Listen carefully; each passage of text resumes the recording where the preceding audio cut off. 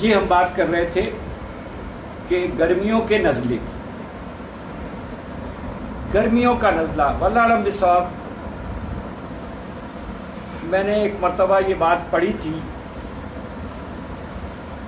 اللہ کو معلوم واللہ اعلم بالصواب، کہ مولا علی، حضرت مولا علی کرم اللہ وجہہ سے منقول تھی، اللہ کو معلوم، اللہ مجھے معاف کرے کمی بیشی مفہوم کچھ اس طرح سے، کہ بہتے ہوئے نزلے کو روکنا برس کو دعوت دینا. برس کا مطلب کوڑ. یہ اتنا خطرناک پوائزن ہوتا ہے جسم سے زہریلا اور فاسد مادہ جو آٹومیٹکلی اللہ تعالیٰ آپ کے اور میرے جسم سے نکال کے باہر. اس کو روکنا اپنے آپ کو مصیبت میں ڈالنا. اب میں آپ کو بتاتا ہوں ہو کیا. ذرا سا کچھ نزلہ زکام ہوا، آج آپ غور کریں تو ہمیں یہی کہا جا رہا ہے چھینک، نزلہ، زکام، ناک. آپ غور کیجئے، ہم پہلے بھی آج سے 1.5-2 مہینے پہلے اس پر پوری تفصیلاً بات کر چکے ہیں کہ اللہ کے نبی صلی اللہ علیہ وسلم نے اس سے متعلق ساری باتیں ہمیں بتا دی تھی. آپ صلی اللہ علیہ وسلم کو بھی جب چھینک آتی تھی تو آپ صلی اللہ علیہ وسلم اپنا الٹا ہاتھ جو ہے وہ اس کو چھینک کو دبا لیتے یا رومال سے یا کپڑے سے الٹیا. اسی طرح سے کھانسی آنا یا اس کو بھی آپ، یہ ایک اللہ کے نبی صلی اللہ علیہ وسلم نے ہمیں تہذیب و تمدن، اخلاقیات، آداب زندگی سکھائے. آج جو ہمیں لوگ ڈاکٹر اور یہ سب بتا رہے ہیں، یہ ہمیں نہ بتائیں. ہمارے نبی صلی اللہ علیہ وسلم تو پہلے بتا چکے. ہاں یہ الگ بات ہے ہم بھول گئے تھے اور ہمیں یاد نہیں یا ہمیں بتایا نہیں ہمارے علماء حضرات نے. یہ المیہ ہے. ورنہ آپ صلی اللہ علیہ وسلم نے تو یہ سب بتا دی تھی. آپ صلی اللہ علیہ وسلم نے تو یہاں تک بتا دیا کہ جمائی جو ہے وہ شیطان کی طرف سے، چھینک جو ہے وہ رحمت ہے. آپ صلی اللہ علیہ وسلم نے جمائی لینے پر ہاتھ رکھنے کو فرمایا، منع کیا کہ ہاتھ فوراً رکھو ورنہ شیطان ہنستا ہے اور پیٹ میں اتر جاتا ہے. سب بتا دیا ہمارے نبی سے.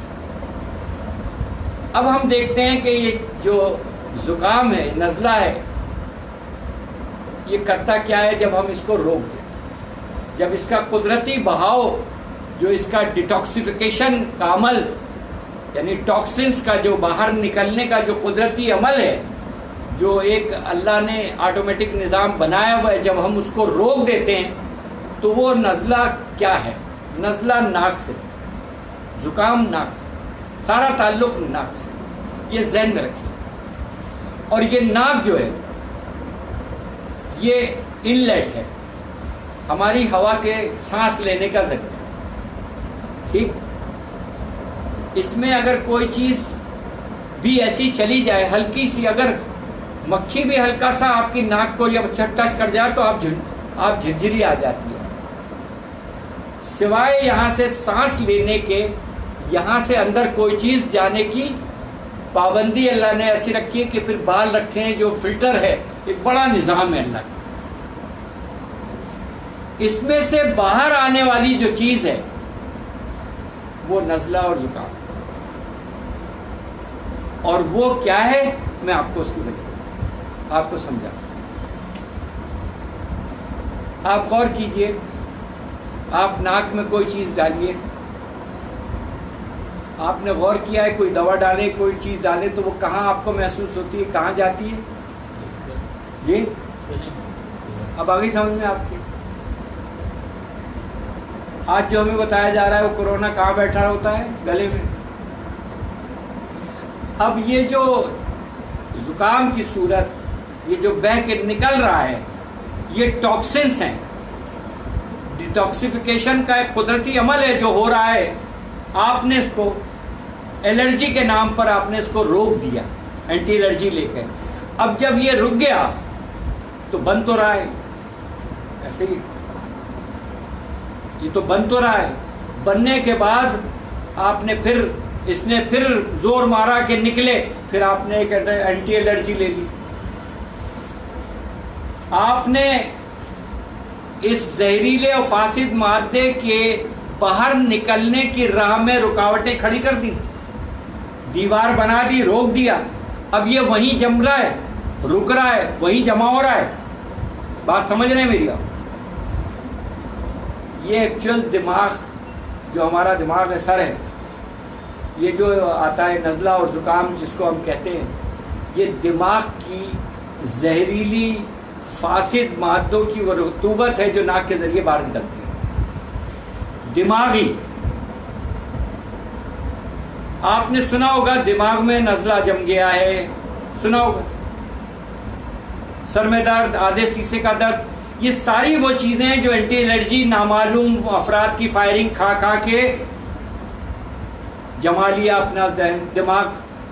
اب دماغ کے گرد وہی نزلہ سوکھ کر جم گیا، اس نے کیا کیا کہ دماغ میں جو آکسیجن پہنچنے کی جو جگہیں تھیں اس کو بند کرنا شروع کر دیا۔ بات کو سمجھ رہے ہیں غور سے؟ دماغ تک آکسیجن نہیں پہنچنے کی آہستہ آہستہ بڑھتے بڑھتے وہ سال، 2 سال، 3 سال میں آپ کی اینٹی الرجی لیتے لیتے کوئی چیز بند ہوتے ہوتے ہوتے ہوتے ہوتے وہ دیوار بن کے اس نے دماغ کو پورے کا پورا جکڑ لیا اس نزلے نے، اور وہ خشک ہوتا رہا کیونکہ آپ نے اینٹی بائیوٹک لے لے کر اپنا نزلہ خشک کر دیا۔ اب دماغ پورے کا پورا آپ کا جو ہے وہ نزلے کی لیئر سے بند ہو گیا۔ اب اس میں نہ آکسیجن پہنچ رہی ہے اور پھر آہستہ آہستہ اس میں دوران خون بھی نہیں پہنچ رہا اور وہ بھی رکاوٹ بن رہی ہے۔ تو جو آج کی اموات ہیں کہ گر گر کے لوگ مر رہے ہیں، یہ ایکچوئل سانس دم گھٹنے سے نہیں مر رہے، یہ دماغ کے مفلوج ہونے سے، دماغ تک خون نہ پہنچنے سے، دماغ تک آکسیجن نہ پہنچنے سے، اینٹی بائیوٹک اور اینٹی الرجی لے لے کر دماغ کو پورے کا پورا نزلہ اور زکام میں قید کرنے اور اس کو بند کر دینے سے ہو گئی۔ برائے مہربانی اس نزلے اور زکام کو، جس کو انفلوئنزا ہم کہتے ہیں، پھر بعد میں یہی جب بگڑتا ہے نزلہ، سنا ہوگا آپ نے کہ نزلہ بگڑ گیا۔ نزلہ کہاں بگڑ گیا بھائی؟ یہ جب آپ کی اور ہماری بد احتیاطی سے جب بگڑتا ہے تو نمونیے کی طرف چلا جاتا ہے، یہ لنگس کو ختم کر دیتا ہے، اور جب لنگس ختم ہو گئے تو پھر انسان کی زندگی ختم ہونا شروع ہوئی۔ ادھر لنگس ختم ہوئے، ادھر دماغ سن ہونا شروع ہوا، لوگ گر گر کر مر رہے ہیں، لوگ کہہ رہے ہیں کرونا ہے، کرونا کچھ نہیں بھائی، ہم آپ سے یہ کہتے ہیں کہ بس کرونا، اب آ جاؤ اللہ اور اس کے نبی صلی اللہ علیہ وسلم کے فرمان عالی شان کے مطابق زندگی گزارنا شروع کرو نا۔ اگر ہم بچنا چاہتے ہیں، صحت ایمان کی سلامتی کے ساتھ اپنی زندگی گزارنا چاہتے ہیں، تو ہمیں یہ کام اپنی زندگی اسی طرح سے گزارنا پڑے گی جیسے اللہ اور اس کے نبی صلی اللہ علیہ وسلم نے بتائی ہے۔ یہی ہمارے لیے اور آپ کے لیے بہتر ہے۔ اس کے علاوہ ہماری زندگی میں، معاف کیجئے گا، یہ ایک کرونا نہیں ہے، ہماری زندگی کا ہر ایک کرونا نہیں ہے، بلکہ رونا ہے، رونا ہے، رونا ہے۔ اس رونے سے بچنے کے لیے ضرورت ہے کہ اللہ اور اس کے نبی صلی اللہ علیہ وسلم کے فرمان عالی شان کے مطابق اپنی زندگیوں کو بدل لیں۔ یہ وقت آسان ہے۔ میری درخواست ہے کہ جو لوگ روزہ افطار کرتے ہیں وہ برائے مہربانی ٹھنڈا شربت، ٹھنڈا پانی پینے سے گریز کریں، کیونکہ آپ کا 14 گھنٹے 15 گھنٹے کے روزے سے آپ کا معدہ تپ رہا ہوتا ہے، بہت شدت سے گرم ہوتا ہے۔ آپ صلی اللہ علیہ وسلم کا فرمان عالی شان ہے کہ روزہ افطار کرو کھجور سے یا پھر پانی سے۔ برائے مہربانی کوشش کیجئے کہ آپ اس ٹھنڈے اور یخ شربت اور پانی سے پرہیز کیجئے، کیونکہ آپ دیکھیں، آپ غور کریں آپ کر کیا رہے ہیں۔ آپ اپنے دسترخوان پر صرف نظر ڈال لیجئے، پکوڑے، دہی بڑے، چھولے، 2-4 طرح کی چٹنیاں، اور ادھر ٹھنڈا ٹھنڈا شربت. کسی وقت ایسا کر لیں، ان ساری چیزوں کو تھوڑا تھوڑا سا لے کر ایک ٹین کے ڈبے میں کسی اپنے بچے کے جو پہلے کا جو دودھ پیتا ہو لیکٹوجن وغیرہ کا ٹین کے ڈبے میں یہ ساری چیزیں ڈال کے اس ڈبے کا ڈھکن بند کر کے ذرا 1 گھنٹے کے لیے آپ رکھ دیں. چھولے، دہی بڑے، پھلکیاں، پکوڑے، سموسے، یہ ساری چیزیں سب ڈال کے اور شربت ڈال کے اس کا ڈھکن بند کر کے آدھے گھنٹے پون گھنٹہ آپ ذرا رکھ دیں، اور پھر یہ دیکھیں کہ یہ ڈبہ صحیح رہتا ہے یا اس میں سے گیس بنتی ہے، ڈبہ ڈھکن نکلتا ہے. ہم اپنے معدے کے ساتھ کر کیا رہے ہیں؟ میں اکثر و بیشتر یہ بات کرتا ہوں کہ کچھ لوگ سحری اس لیے زیادہ پیٹ بھر کے کرتے ہیں کہ انہیں یہ خوف ہوتا ہے کہ پورا دن بھوکا رہنا پڑے گا، اس لیے اس خوف سے زیادہ سحری کر لیتے ہیں. اور پھر وہی لوگ افطار اس لیے زیادہ کرتے ہیں کہ پورا دن بھوکے رہتے.